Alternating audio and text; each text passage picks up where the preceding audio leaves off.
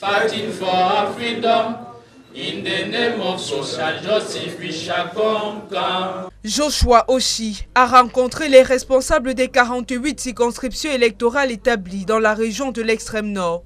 C'était à l'occasion de sa tournée officielle de prise de contact dans les 10 régions du Cameroun. Nous sommes sur le chemin du pouvoir, c'est comme ça qu'on appelle cette tournée. Il est très important que ces échanges aient lieu, surtout que nous développons notre programme et nous le voulons inclusif. Donc c'était un échange pour comprendre les problèmes les plus saillants dans les différentes circonscriptions électorales de l'extrême nord pour pouvoir les prendre en compte dans nos propositions de politique publique. Le président du Social Democratic Front entend renforcer la mobilisation de ses équipes dans cette partie du pays à l'approche des échéances électorales 2025. La raison d'être ici, c'est pour gagner des élections, c'est pas pour accompagner d'autres et aussi leur rappeler que rester, on est opposant uniquement parce qu'on veut accéder au pouvoir.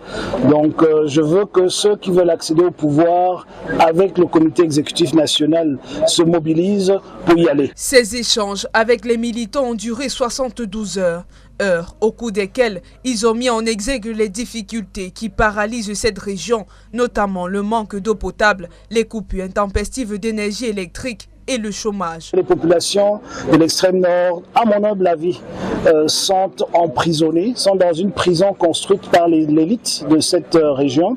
Et il faudrait qu'ils sortent de cette prison pour pouvoir finalement goûter au miel du Cameroun, c'est-à-dire avoir accès à de l'eau de façon abordable, avoir surtout de l'eau potable, avoir accès à l'électricité, avoir accès au développement et avoir accès aux emplois. L'extrême nord est la région la plus peuplée du Cameroun, avec une population majoritairement jeune.